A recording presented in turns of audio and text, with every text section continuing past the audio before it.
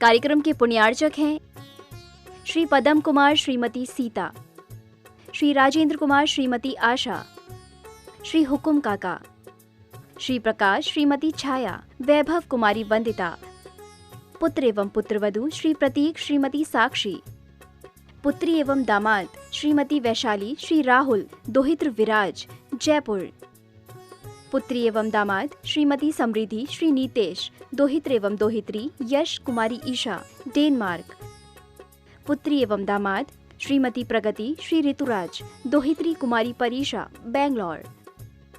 Firm Jainco enterprises private limited, 592 welcome tower Dadabari Kota Rajasthan. AA class contracts.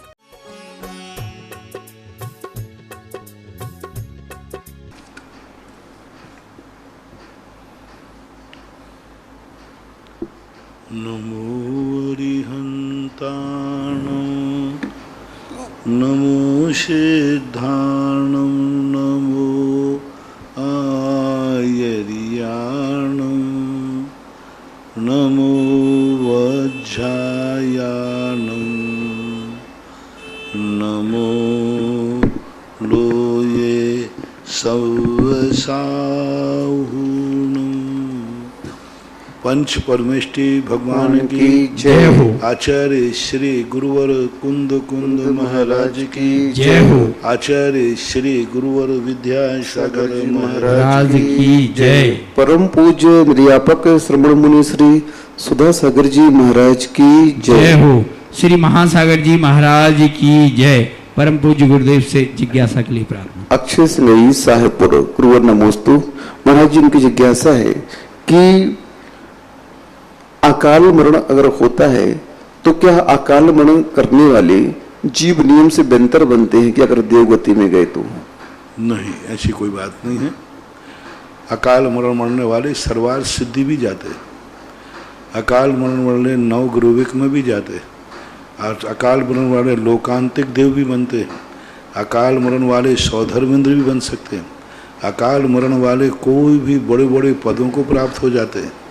अकाल मरण दो प्रकार का होता है, एक दूसरे के द्वारा होता है, उसमें तो केवल ज्ञान प्राप्त हो जाता है।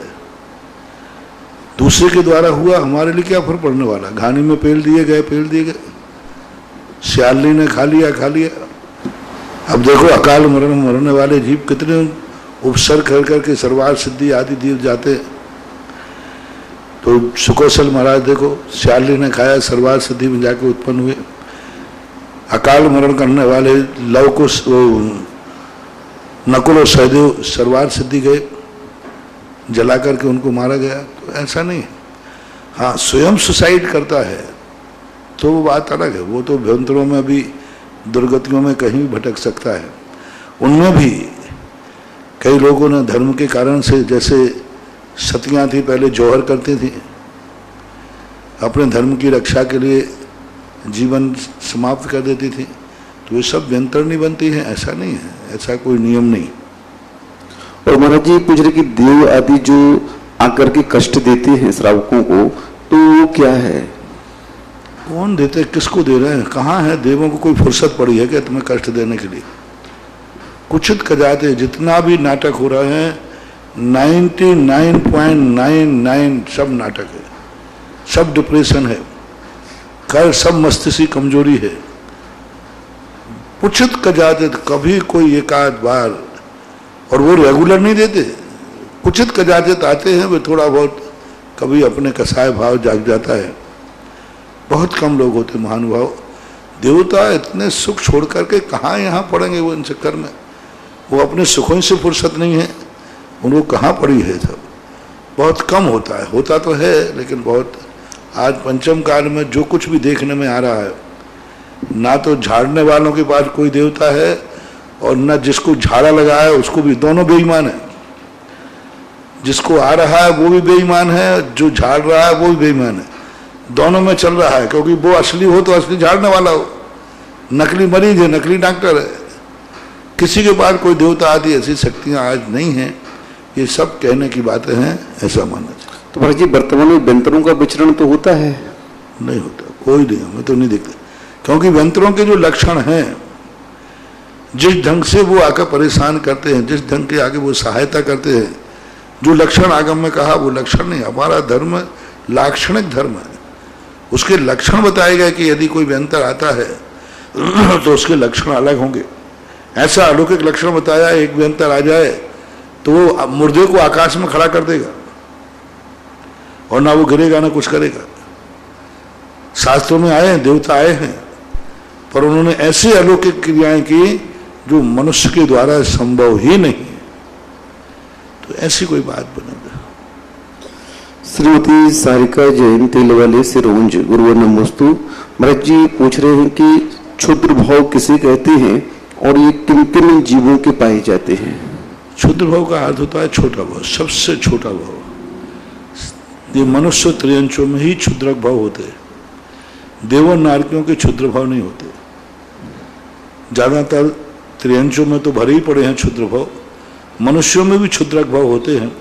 क्षुद्रक भाव का अर्थ होता है लब्धि पर्याप्तक, यानी जो जन्म लेकर अपनी पर्याप्तियां पूरी नहीं कर पाते हैं और मरण को प्राप्त हो जाते हैं, उतनी ही अपर्याप्तक जीवों को यूं मानो क्षुद्रक भावधारी कहते हैं।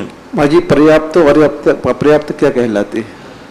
पर्याप्त अर्थात जो अपने यहाँ जन्म लिया, जो जिस पर्याप्ति में जन्म ले रहा है, एक इंद्रिय, दो इंद्रिय, तीन इंद्रिय आदि, वो पर्याप्तियां शुरू तो कर लेता है लेकिन उनको पूर्ण नहीं कर पाता है। सपोज कीजिए एक व्यक्ति मिट्टी की मूर्ति बना रहा है, तो मिट्टी की मूर्ति का सब बना लिया, सब कुछ थोड़ा बहुत बना लिया, लेकिन जैसे वो हाथ पैर बनते हैं, आँख कान नाक बनते हैं, वो नहीं बना पाता है, उसके पहले वो टूट जाता है।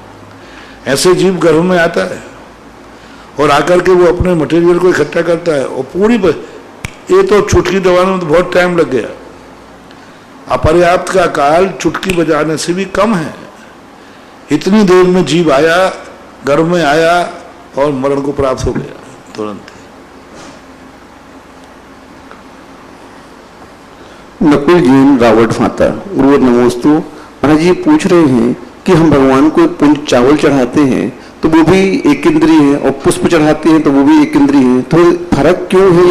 आमनाओं के नहीं है, उनमें से एक इंद्रिय जीव स्वतः ही निकल गया है, इसमें हम निकाल रहे हैं, इसमें अभी विद्यमान है। चावल में एक इंद्रिय जीव नहीं है, चावल तो निकल चुका, अपने आप पक गया, पक करके वो जीव अपनी आयु पूर्ण करके चला गया। वो तो अचित्त है, जीवों से रहित है, और चावल तो भविष्य में भी उगने वाला है नहीं।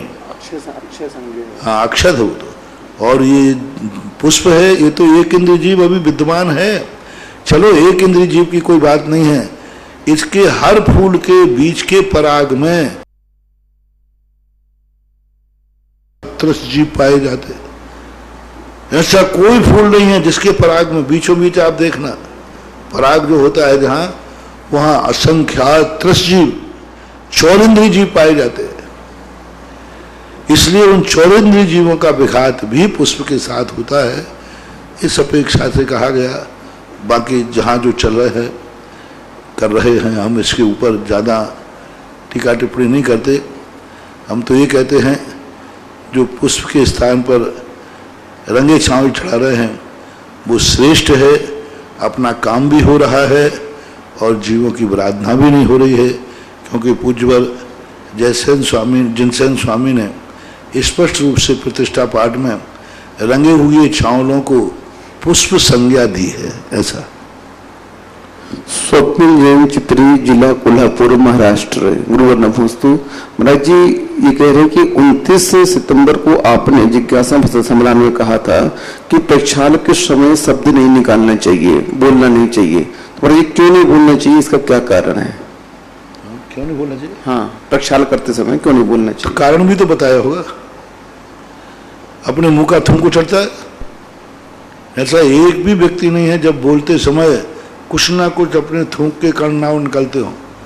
अभी कोरोना के समय क्यों कहा जाता है कि दो गज दूर रहिए, 2 मीटर दूर रहिए, यानी 6 फुट तक दूर रहना क्यों कहा जाता है? क्योंकि जब तुम किसी से वार्तालाप करोगे तो उसके थूक के कण 6 फुट तक जाते हैं। अपने थूक में से जो कण है वो 6 फुट तक जाएगा। अब 6 फुट तक कोई कण जाएगा तो सामने वाले को कोरोना हो सकता है। ये वैज्ञानिक सिद्धि है, डॉक्टरों की सिद्धि है कि 6 फुट तक वो तुम्हारे कण और उसके कण एक दूसरे के शरीर पे पड़ेंगे तो कोरोना हो सकता है। इसलिए बोलते समय अपने मुख का थूक आदि भगवान की मूर्ति पर जा सकता है। अभिषेक जैन देही जिला बैतूल गुरुवर नमोस्तु। महाराज जी की जिज्ञासा है कि जो शांति धारा में सर्व अष्टकुली नांग जनित भय भयानी, ये अष्टकुली नांग जनित भय क्या है महाराज जी? ये जानवरों के नाम है, कोई अष्टकुली नाग जनित अष्टकुली आदि, कोई नाग जनों के छिपकुली वगैरह हैं, कोई ऐसे सरीसर वगैरह होंगे, कोई नाम दिया होगा। हाँ, अष्टकुली नांग। हाँ, जहरीले कोई जानवर है। अनिल जैन सीहोर मध्य प्रदेश गुरुवर नमोस्तु। महाराज जी जब हम नमोकार मंत्र का जाप करते हैं तो नमो उपैच्छा यानम जब बोलते हैं तो उस समय हमें कौन से परमेष्ठी का ध्यान करना चाहिए? क्योंकि वर्तमान में उपाध्याय परमेष्ठी हमें समझ में नहीं आ रहे हैं। गुण प्रत्यय, गुण प्रत्यय परमेष्ठी का ध्यान रखो, क्योंकि वो मुनि महाराज ही होते हैं। बस इतना देख लें कि मुनिराज के सामने बहुत सारे मुनिराज बैठे हैं, वो अध्यापन करा रहे हैं, यही संकेत मिलता है। मूर्ति के हिसाब से याद करना है तो देवगढ़ के अंदर सबसे प्राचीन मूर्ति उपाध्याय परमेष्ठी की है, उसका भी स्मरण किया जा सकता है। नीली चंद्रेन्द्रा का सूरत गुरुवर नमोस्तु। महाराज जी ये पूछ रहे हैं कि क्या जो मांसाहार का प्रचलन वर्तमान में चल रहा है तो चतुर्थ काल में भी क्या मांसाहार का प्रचलन चलता था? कोई पाप नया नहीं है, सारे पाप अनादि अनंत काल से चलते आए। कुछ काल आता है जिसमें धर्म का प्रभाव होता है या अच्छे लोग आ जाते हैं, भोग भूमि काल में नहीं होता, लेकिन कर्म भूमियों के समय ये सदा से इस प्रकार की स्थितियां चलती आई हैं। चौथे काल में भी था।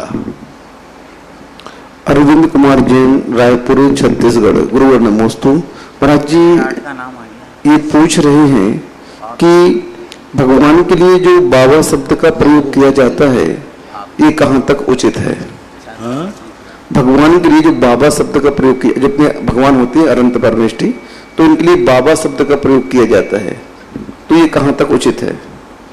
ये शब्द संज्ञाएं हैं। बाबा का अर्थ होता है बड़ा, बासा शेष, संसार के प्राणियों में सबसे बड़े बाबा का अर्थ है। बाबा कोई ऐसा कोई पर्टिकुलर कोई शब्द नहीं, ना तो सम्यक है ना मिथ्या है। बाबा शब्द का अर्थ श्रेष्ठ, सर्व से श्रेष्ठ, उत्कृष्ट नाम को बोलते हैं बाबा। और रूढ़ में अब जैसे बोलते हैं तो बोलते हैं, ना इसका कोई महत्व है और ना इसका कोई बुराई है। बुराई भी कुछ नहीं है, अच्छाई भी कुछ नहीं। बाबा शब्द का शब्द हमेशा लोग व्यवहार में बासाव, आप लोग अपने घर में किसको बोलते हो? बासाव। बड़े दादी को, दादा को बासाव, तो वे बासाव के बासाव हैं, तो बाबा साहब ये मान लो जरा।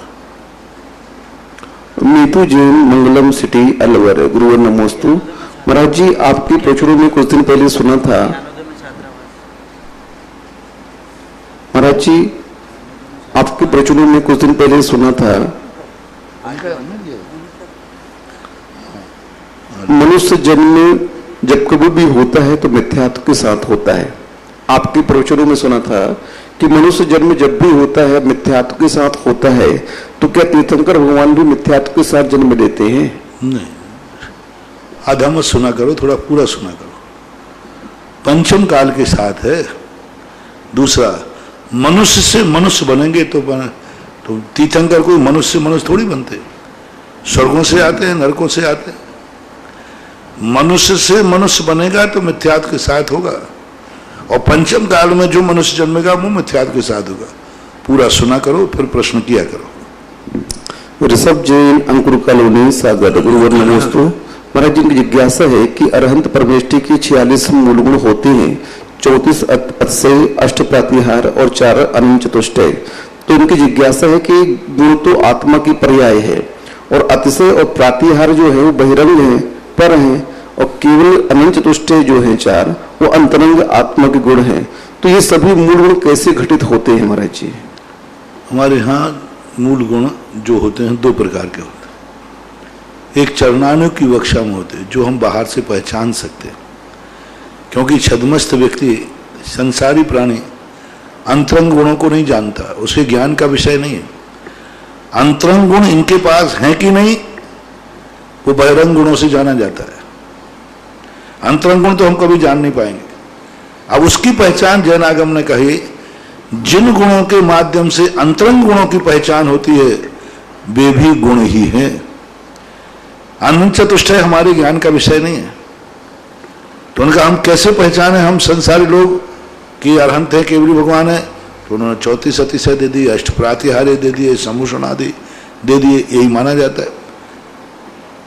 आचार्य महाराज पूरे संघ के सब साधु बैठे हैं, अब सब साधु एक से हैं, आचार्य भी एक से हैं, उपाध्याय भी एक से, सब एक से, मुनिराज सब एक से हैं।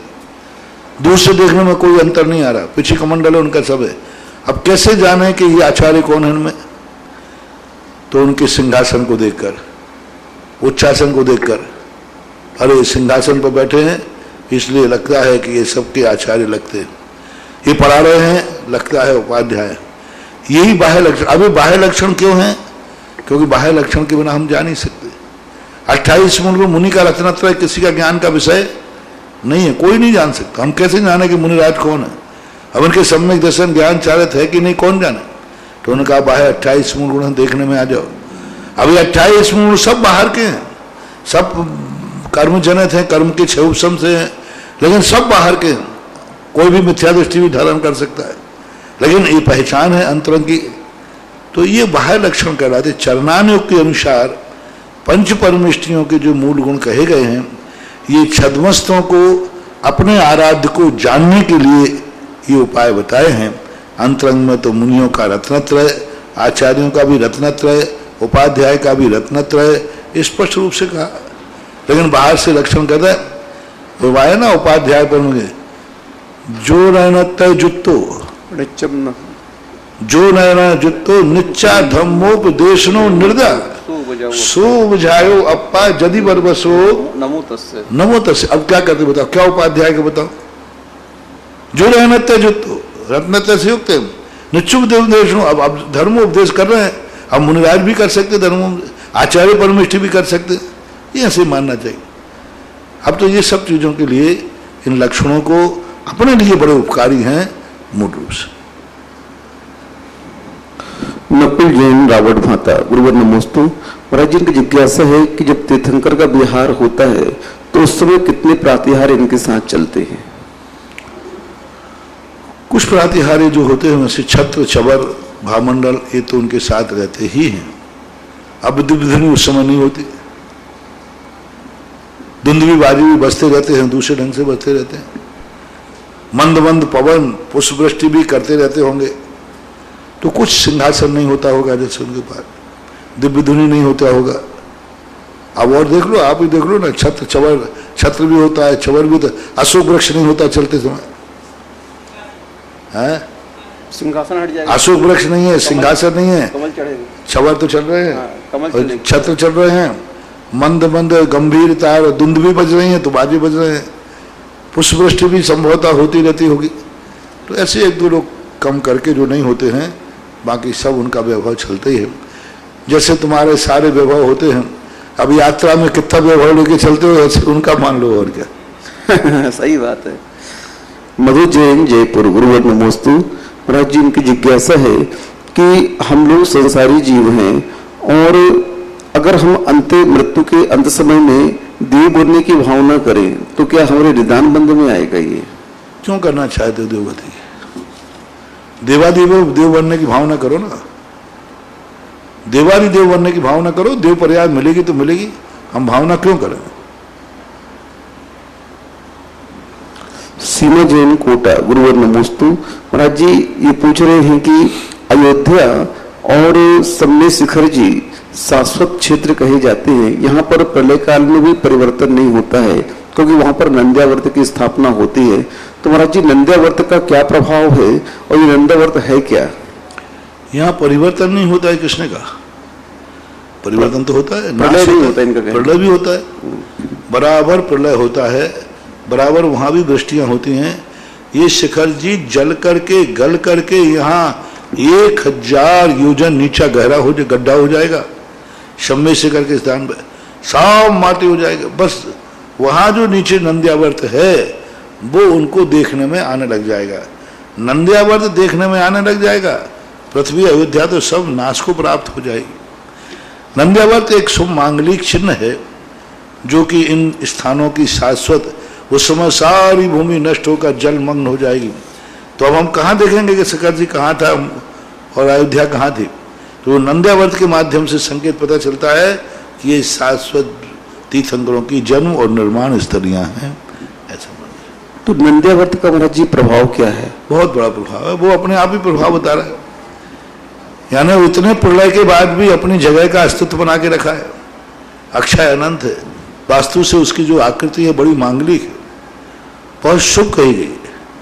चारों दिशाओं को जिस प्रकार से उन्होंने वेष्टित करके घेरा है, उस दिशाओं के अंदर वास्तु के अनुसार आकृति इस सारी तरफ की एनर्जी को खींचती है और सुरक्षा कवच देती है और बहुत सुरक्षा का कार्य करती है, ऐसा माना जाए।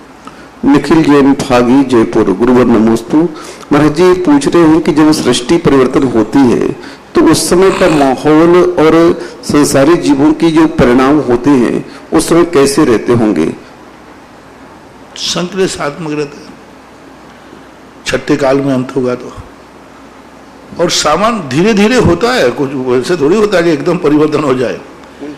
जैसे तुम्हारी नए साल से पुराना साल के पुराने साल से नए साल कैसे आता है,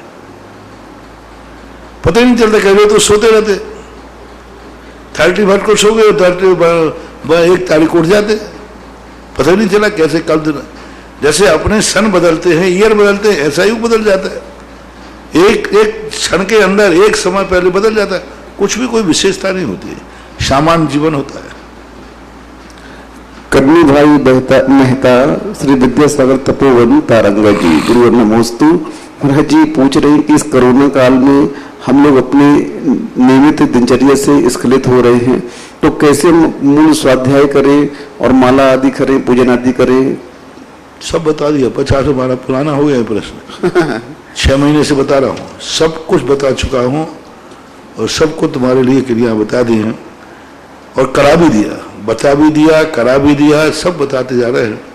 अब इस संबंध में कुछ नई बताने की जरूरत नहीं, पुरानी बातों को स्मरण करो, सुनो और करो। अतिशय जैन महावीर नगर कोटा गुरुवर नमोस्तु। महाराज जी ये पूछ रहे हैं कि सुपार्श्वनाथ भगवान का और शीतलनाथ भगवान का, मल्लीनाथ भगवान का और नमीनाथ भगवान का जन्म स्थल कहाँ है, उन्हें मिल नहीं पा रहा है। सुपार्श्वनाथ भगवान तो बनारस के अंदर है, काशी के अंदर। शीतलनाथ भगवान जो हैं बद्दलपुर हैं। अब बद्दलपुर के कई संबंध विकल्प है, विदिशा के पास जो उदयगिरी है उसको भी मानते, बद्दलपुर मानते। और कौन से भगवान? नमीनाथ भगवान और मल्लीनाथ भगवान की मिथिलापुरी है। इन दोनों का जन्म मिथिलापुरी में हुआ। तो इस प्रकार के और भी अलग तीर्थंकरों के हैं। चंपापुर बांसपुर का हुआ, कुंडलपुर में महावीर स्वामी का हुआ, नमीनाथ सौरीपुर बटेश्वर हुआ, कंपलाजी आदि ऐसे कुछ भगवानों के नाम। जन्म के संबंध में तो बहुत सारे स्थानों के विकल्प हैं। मोक्ष के संबंध में 5 स्थान हैं, बाकी जन्म के स्थान थोड़े ज्यादा हैं। ब्रिटिश राव का किरण जैन अमरपाटन गुरुवर नमोस्तु। महाराज जी पूछ रहे हैं कि सम्यक दर्शन जब उत्पन्न होता है तो इस सम्यक दर्शन को प्राप्त करने की प्रक्रिया कैसी होती है? 3 सम्यक दर्शन जो कहे गए हैं उनका क्रम आदि कैसा होता है? सम्यक दर्शन की उत्पत्ति के लिए तो अपने विशुद्ध परिणाम चाहिए। सबसे पहले तो ये चाहिए कि तुम्हें संसार कैसा लग रहा है, तुम्हारे पास जो है जहां तुम हो वो कैसा लग रहा है, संसार में तुम रहना चाहते हो या नहीं रहना चाहते, संसार के जो क्रियाएं हैं उनमें तुम्हारी रुचि है कि नहीं।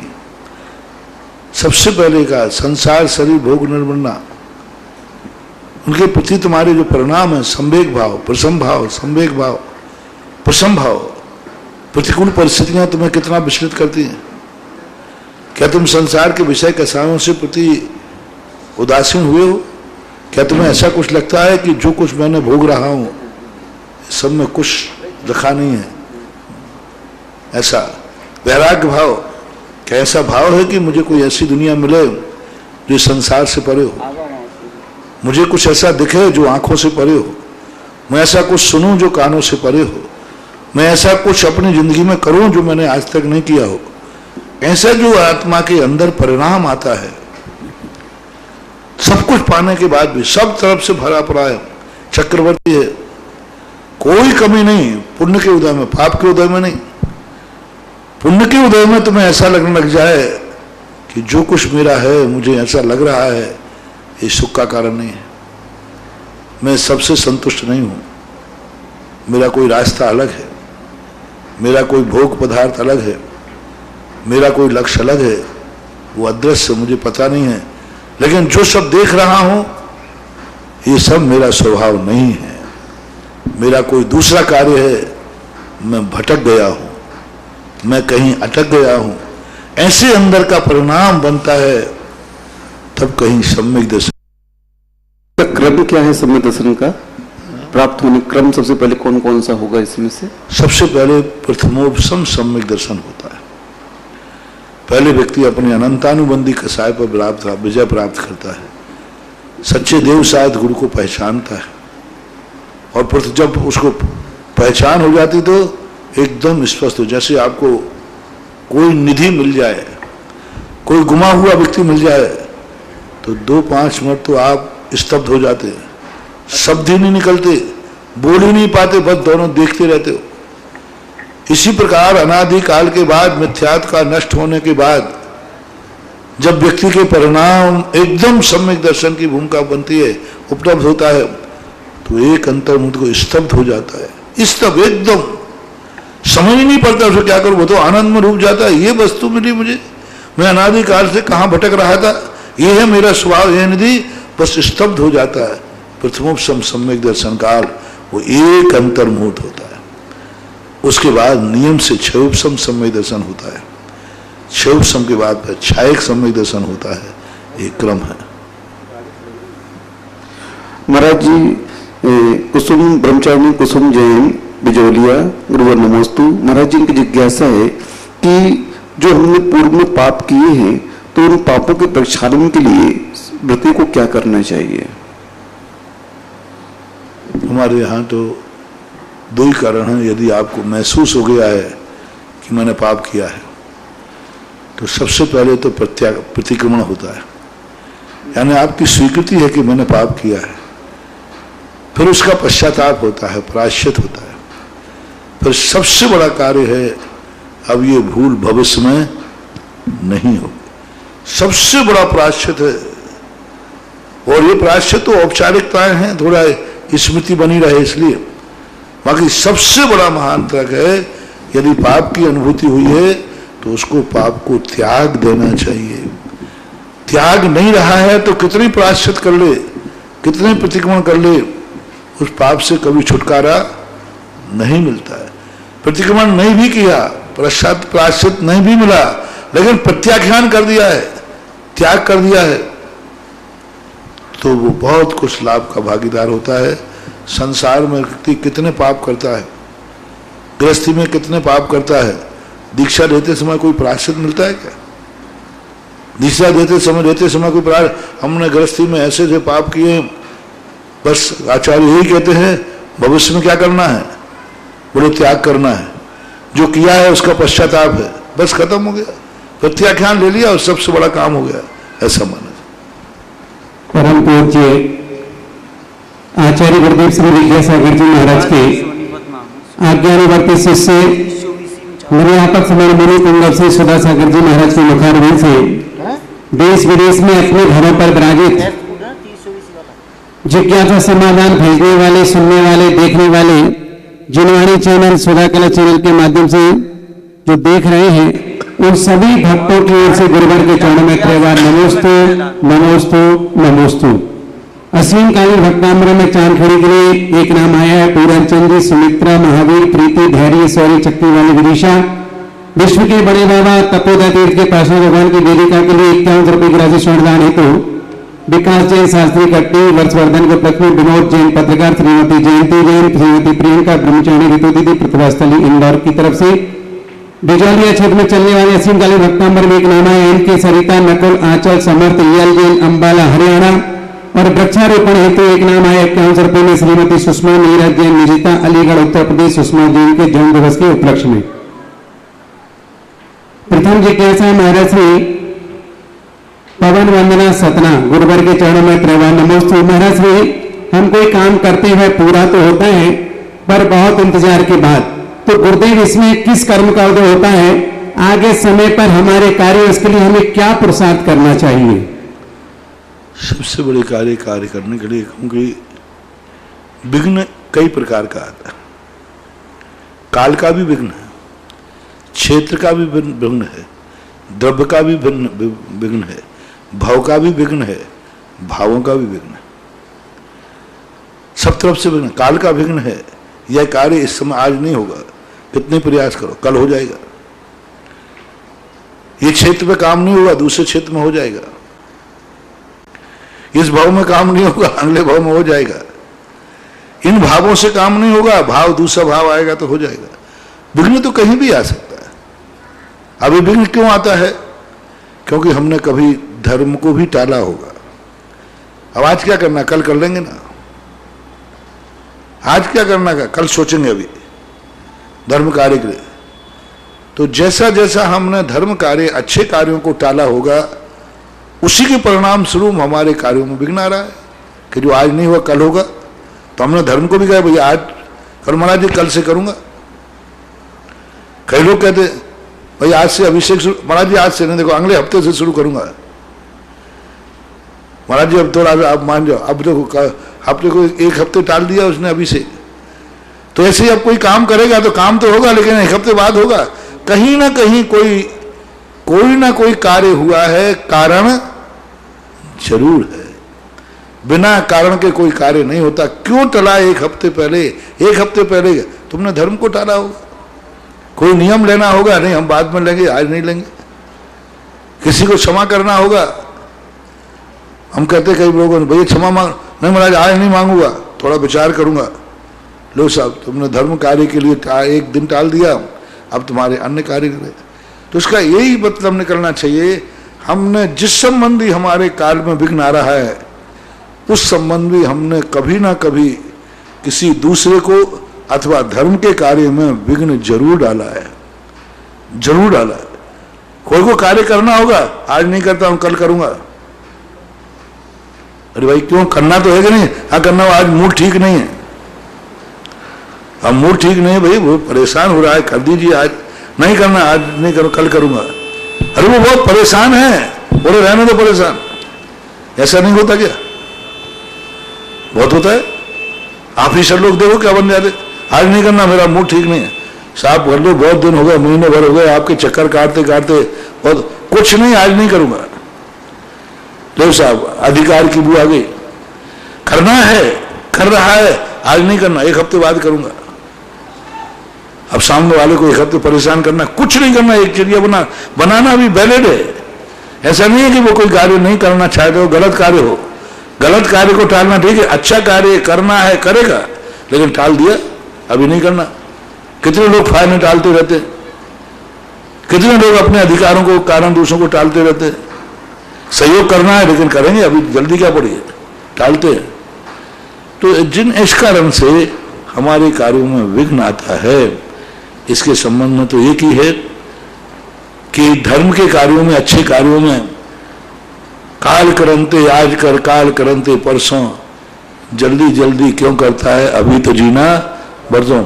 ये जो युक्ति आपके अच्छे कार्यों में बनेगी, इससे आपके कार्यों में विघ्न आएगा। और उल्टा कर दें, काल करंते आज कर, आज करंते अब, पल में पल रहे होगो, बहुल करेगो कब। तो यही है, यदि ये सूत्र अपनी जिंदगी में आ जाए तो ऐसे कार्यों के लिए निवारण का उपाय यही है। अगली जिज्ञासा हरिश्चंद्र जी जयपुर गुरुवर के चरणों में त्रैवार नमोस्तु। महाराज श्री मेरी जिज्ञासा है कि मन में कोई बड़ा निर्णय लेते समय हम मन और विवेक में से किसका महत्व ज्यादा दें? क्या कोविड जैसी आपदाओं से मुक्ति के लिए स्वयं को भगवान महावीर या राम बनना होगा? मन को और विवेक को, मन और विवेक में किसको ज्यादा महत्व है? कोई बड़ा निर्णय लेते वक्त मन कोई चीज नहीं, मन से उपजता है विवेक, मन से उपजता है अविवेक। मन तो एक साधन है, जैसे आंख कान है, मन एक साधन है।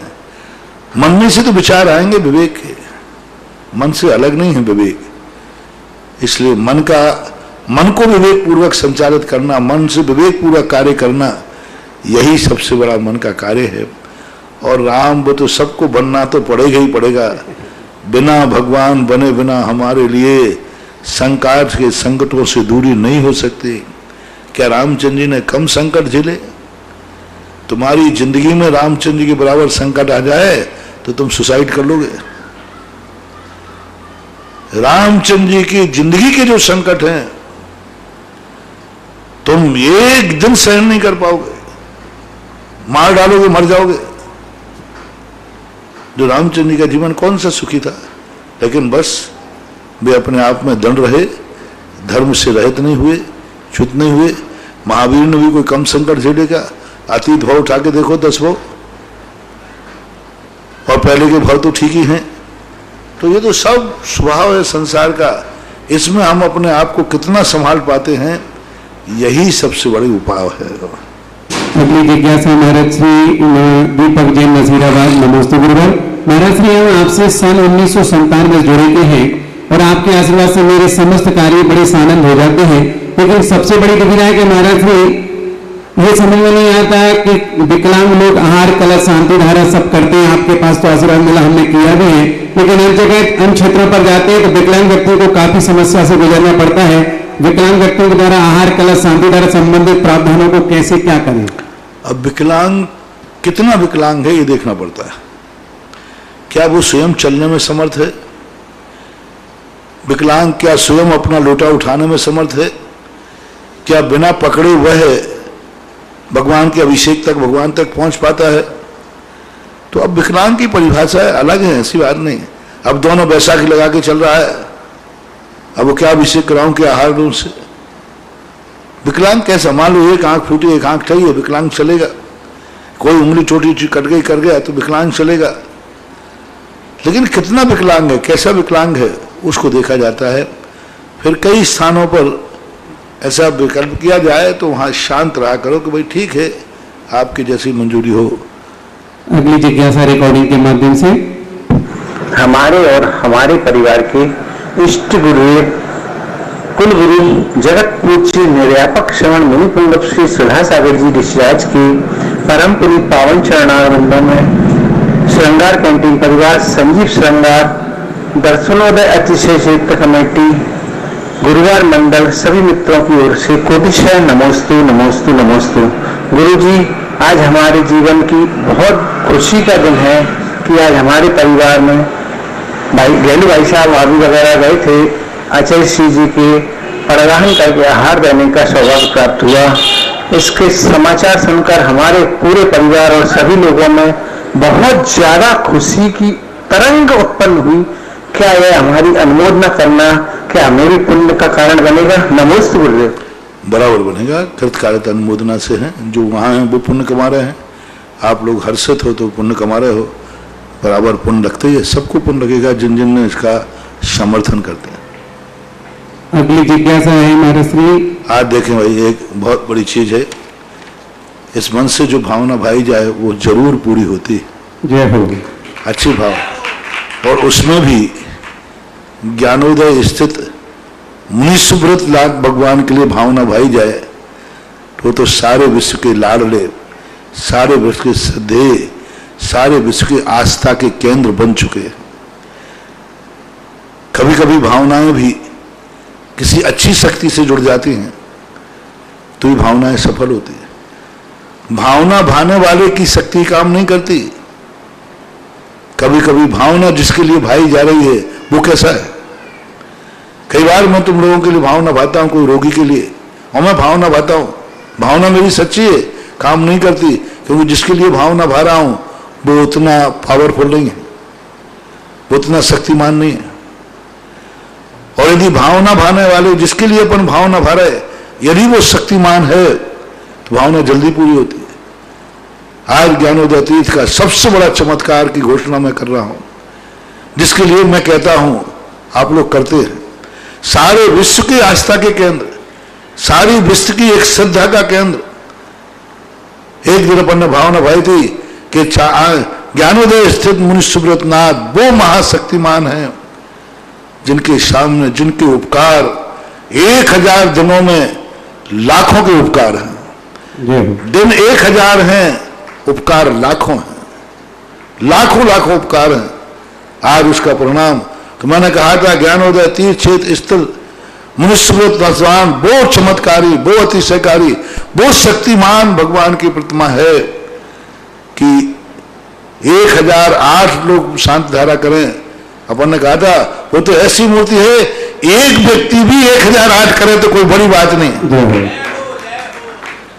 एक व्यक्ति 1008 शांति धारा करेगा भगवान के 1008 दिन पूरे होने पर। आज हो गया, आज महोत्सव चालू हो गया, वहां कोई नहीं, चिंता मत करना, महोत्सव है 1000। अब देखिए आज यदि लॉकडाउन नहीं होता तो आज ज्ञानोदय तीर्थ में पैर रखने को जगह नहीं होती। जब लॉकडाउन में इतना उत्साह है, लॉकडाउन के अंदर आज एक व्यक्ति ने 1008 शांति धारा करने का भाव किया है। भगवान के 1000 दिन पर, 1000 दिन पूरे होने पर 1008 शांति धारा, और 1008 शांति धारा के लिए उसने 100 कलश समर्पित किए। 100 कलश की घोषणा की कि मेरे के लिए 1000, जब 1000 दिन भगवान के हो चुके हैं और हमारे जीवन में, और इसने क्या है, ऐसे नहीं बोल रहा मेरे कहने पर, इसने अपने जीवन में उन भगवानों से बहुत कुछ पाया है।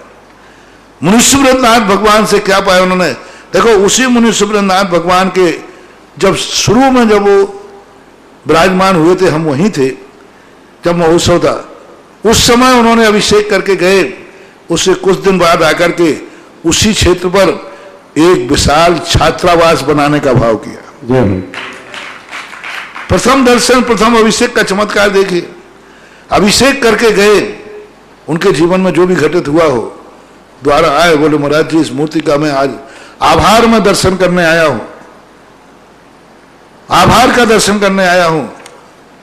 और उन्होंने, ब्रह्मचारी थे सुकांत भैया वगैरह, उनसे पूछा, कमेटी से पूछा कि यहाँ की कोई ऐसी योजना बताओ जो मैं करना चाहता हूं आभार में। और उस समय उनको वहाँ पर एक अच्छा छात्रावास, क्योंकि वो छात्रावास इसलिए कि आसपास इंजीनियरिंग कॉलेज है, जैन बच्चे बच्चियाँ आते हैं और उनको बड़ी दिक्कत होती है। तो एक दिन 10-15 बच्चे मेरे पास आए, बोले महाराज इतना बड़ा तीर्थ क्षेत्र बन रहा है तो कम से कम हम छात्रों के लिए यहाँ रहने की व्यवस्था की जाए।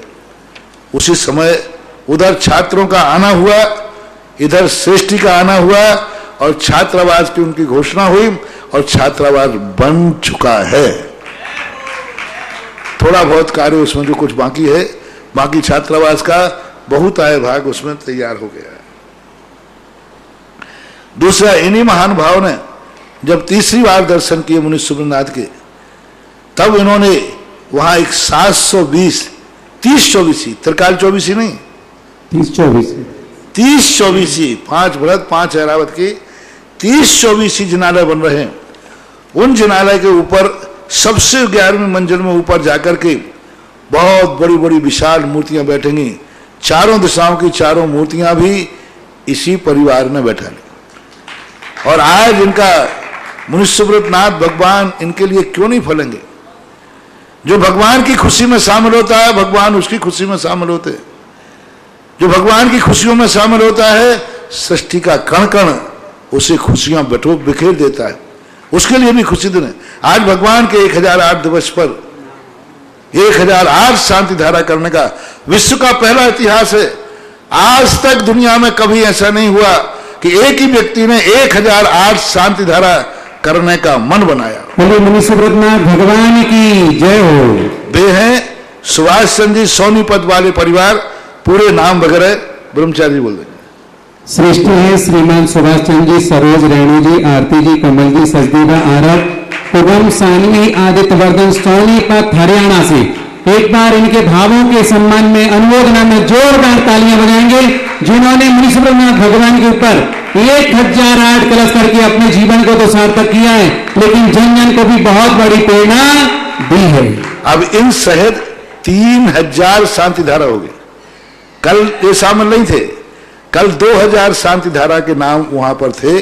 आज इन सहित 3008 शांति धारा हो चुके हैं और ये बहुत बड़ा है। अभी तो महाराज जी 3 दिन बाकी हैं। अभी तो 3 दिन 5 दिन तक चलेगा अभी तो।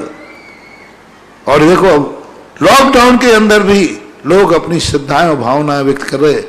जब माल चोखा हो, माल में ताकत हो, तो ग्राहक ढूंढता हुआ भी आ जाता है।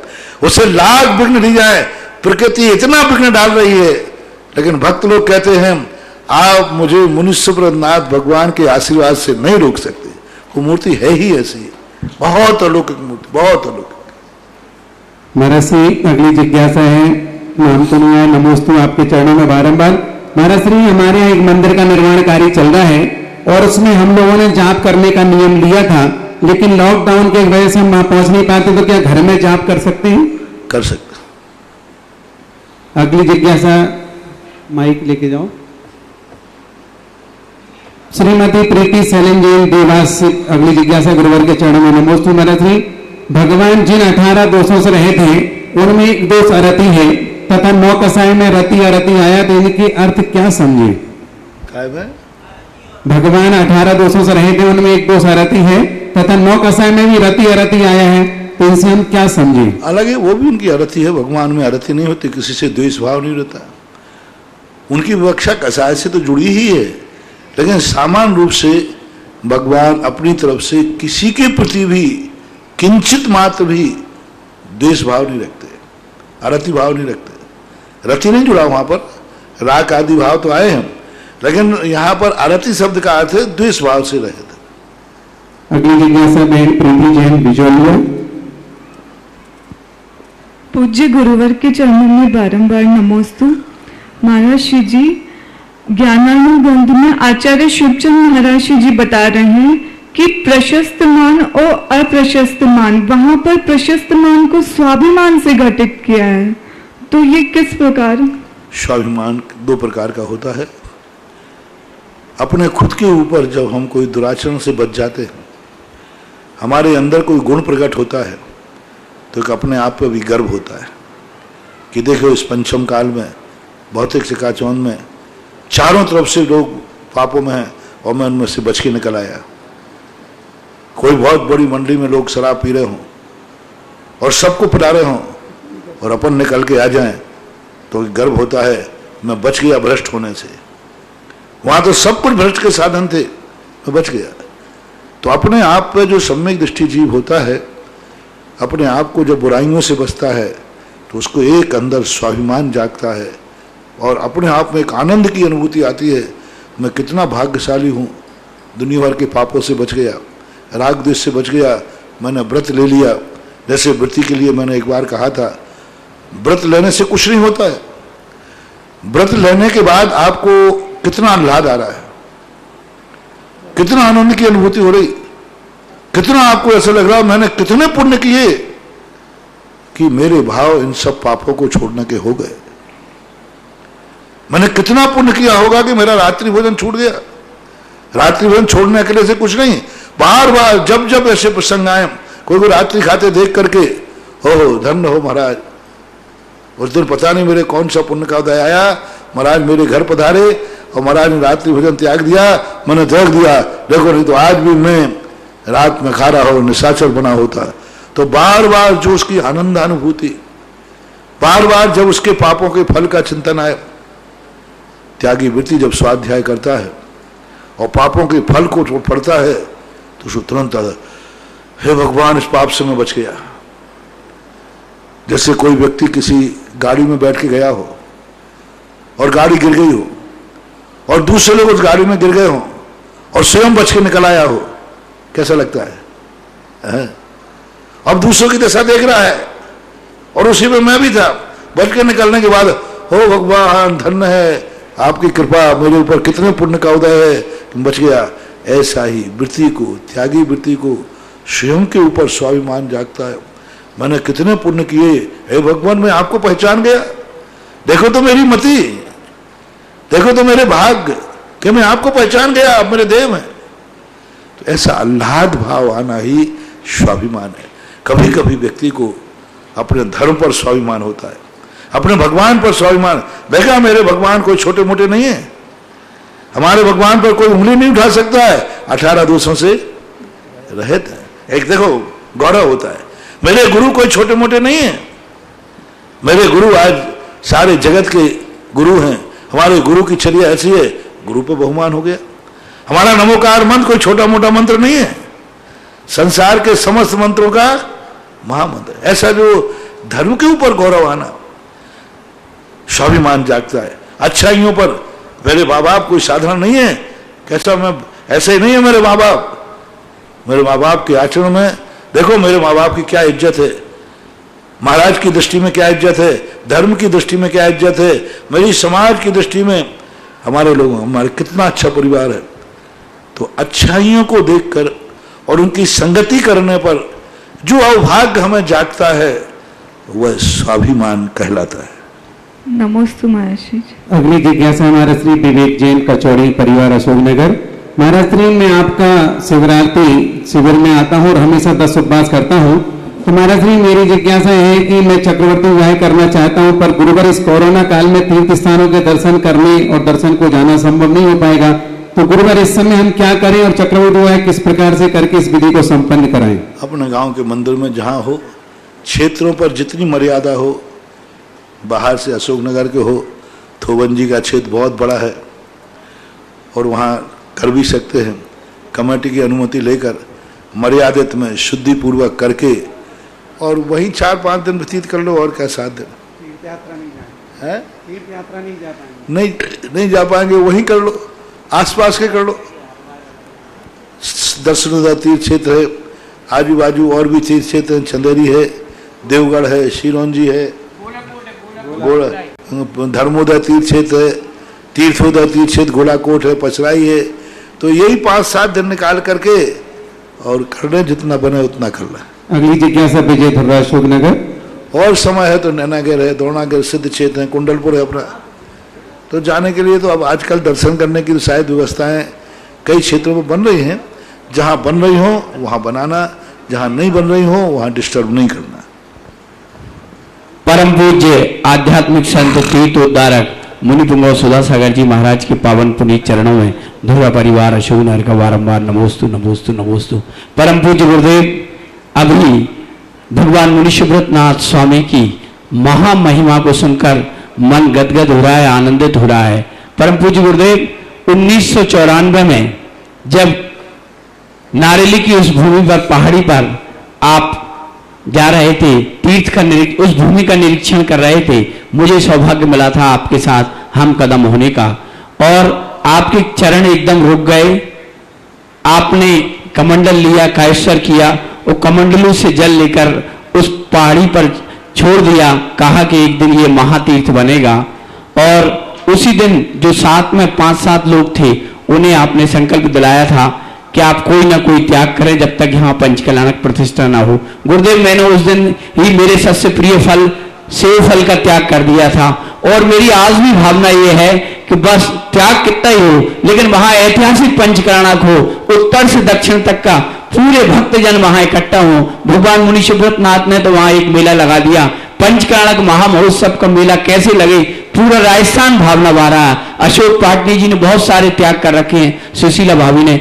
हम सब भक्त ऐसा क्या करें कि वो देवीप्यमान तीर्थ पर भगवान के पंचकल्याणक महामहोत्सव मनाए जाएं। गुरुदेव, आप ही रास्ता बताएं, हम तो आपकी शरण में ही हैं। ज्ञानोदय तीर्थ क्षेत्र एक ऐसा तीर्थ क्षेत्र है, वो सारे भारतवर्ष की जैन समाज का मस्तक ऊंचा करने वाला है। जय हो, जय हो। वो क्षेत्र तो ऊंचा है ही, उस क्षेत्र पे जिन जिन लोगों ने दान दिए उनके मस्तक भी ऊंचाइयों पर है। उस क्षेत्र पर जिसने भी कुछ भी बोया है उसकी फसल पकी है। अपना दान का सहयोग दिया, वे आज ऊंचाइयों पर है। और उस क्षेत्र के प्रतिकूल भी जिन्होंने उपेक्षा की उनकी भी स्थिति विपरीत है। और जिन्होंने किया है भाई आज अपने आप में वो क्षेत्र ही दिगंबर जैन समाज का बहुत बड़ा धर्म का एक बहुत बड़ा क्षेत्र बनने वाला। जय हो, जय हो। और उसके लिए पंचकर्णा को कब होगा मुझे पता नहीं, पूत के लक्षण पालने में दिख रहे हैं। पंचकर्णा के पहले ही इतना चमत्कार कर रहा है, पंचकर्णा के बाद तो क्या होगा। जय हो, जय हो, जय हो। पंचकर्णा के पहले की दशा है, पंचकर्णा के पहले की दशा है कि 3-3 हजार शांति धारा हो रहे हैं, 1-1 हजार शांति धारा एक एक परिवार का व्यक्ति कर रहा है। तो ये जब वो क्षेत्र अपना पूर्ण रूप ले लेगा, उस समय देखना पूरे दिगंबर जैन समाज पूरे विश्व के अंदर अपना मस्तक ऊंचा उठा के जिएगी कि जैनी भी इस कलयुग में 21वीं सदी में भी ऐसे महातीर्थों का निर्माण करते हैं। जिन तीर्थ क्षेत्रों को अपन ने पुराने तीर्थ क्षेत्र सुने हैं, सोचते कैसा तीर्थ बनाया होगा, कैसे कुंडलपुर बना होगा, कैसे ये क्षेत्र बने होंगे, कैसे देवगढ़ बना होगा, कैसे ये गोलाकोट पचराई आदि तीर्थोदय बने होंगे, कैसे इनके संबंध में तो ज्ञानोदय एक मिसाल होगा। कैसे बने होंगे, ऐसे बने होंगे। जय हो, जय हो, जय हो। और वहां की जो बहुउद्देश्य योजनाएं हैं, वे सारी योजनाएं जिस दिन होगा पंचकल्याण केवल गम है, होगा जब भी होगा। ऐसा होगा कि ना हुआ है भविष्य की कह नहीं सकते। जय होगा तो ऐसे ही होगा, सारी दुनिया उसको देख के रह जाएगी, अंतरराष्ट्रीय होगा और उसमें देवता भी आएंगे। जय हो, जय हो, जय।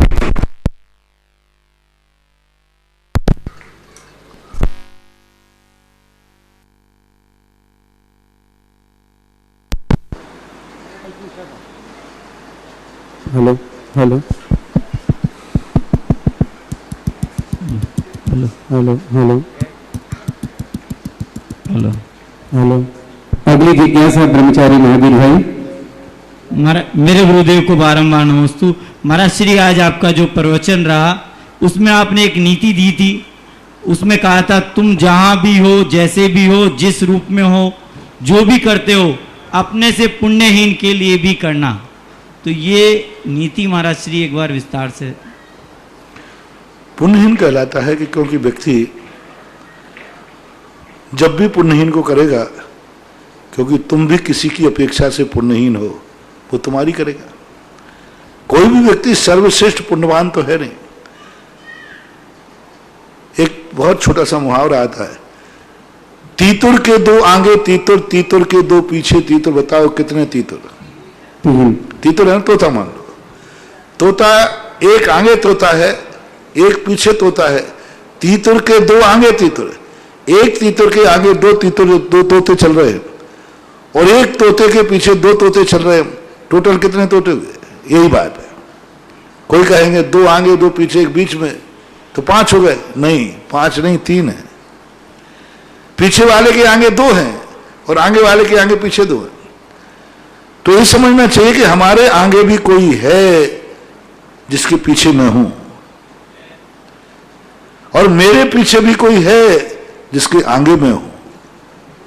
हर व्यक्ति को अपने आप को बीच में मानना चाहिए। आगे वाले की अपेक्षा मैं पुण्यहीन हूं और पीछे वाला मेरी की अपेक्षा पुण्यहीन है। यदि हम पीछे वाले का ध्यान करेंगे तो आगे वाला मेरा भी ध्यान करेगा। इसलिए पुण्यहीन का ध्यान इसलिए करना कि मैं भी किसी अपेक्षा से किसी पुण्यहीन हूं, वो मेरी सहायता करे, मेरा सहयोग करे। ऐसा हर व्यक्ति को मैंने एक बार कहा था कहीं पर, बड़ों की सेवा करने से हमें आगे के रास्ते मिलते हैं, मंजिलें मिलती हैं, और पीछे वालों का ध्यान करने से हम पीछे गिरने से बच जाते हैं। जब भी हम गिरेंगे पीछे वाला संभालेगा, क्योंकि बड़े तो आगे चलते हैं ना, पीछे कौन चलता है? पीछे से जब हमारे ऊपर भार होगा, पीछे जब हम गिरने की स्थिति में आएंगे, तो पीछे तो पुण्यहीन ही होता है, पीछे तो छोटा होता है, पीछे तो अपने से कमजोर होता है, वही संभालेगा। क्योंकि बड़े कहां चलते हैं? बड़े तो आगे चलते हैं, महान तो आगे चलते हैं, पुण्यवान तो आगे चलते हैं। इसलिए उनके पीछे चलने से, उनकी सेवा करने से हमें मंजिल मिलेगी, आगे बढ़ने का खौफ मिलेगा। लेकिन ये दुनिया है, कई बार आगे बढ़ने की अपेक्षा पीछे भी गिरना पड़ता है। तो पीछे कौन संभालेगा हमें? पूछे संभालेंगे जो पीछे चलने वाले पुण्यहीन है। जो हमसे छोटे हैं। इसलिए पुण्यहीन से भी बना के चलो, कभी गिरो तो वो संभाल लें, और आगे चलने वालों से बना के चलो जिससे आगे का रास्ता हो, ऐसी समष्टि बैठालना चाहिए। इस कार्यक्रम के पुण्यार्चक थे श्री पदम कुमार श्रीमती सीता, श्री राजेंद्र कुमार श्रीमती आशा, श्री हुकुम काका, श्री प्रकाश श्रीमती छाया, वैभव कुमारी वंदिता, पुत्र एवं पुत्रवधू श्री प्रतीक श्रीमती साक्षी, पुत्री एवं दामाद श्रीमती वैशाली, श्री राहुल, दोहित्र विराज जयपुर, पुत्री एवं दामाद श्रीमती समृद्धि, श्री नीतेश, दोहित्र एवं दोहित्री यश कुमारी ईशा डेनमार्क, पुत्री एवं दामाद श्रीमती प्रगति, श्री ऋतुराज, दोहित्री Kumari Parisha Bangalore. Firm Jainco enterprises private limited, 592 welcome tower Dadawadi, Kota Rajasthan. AA class contracts.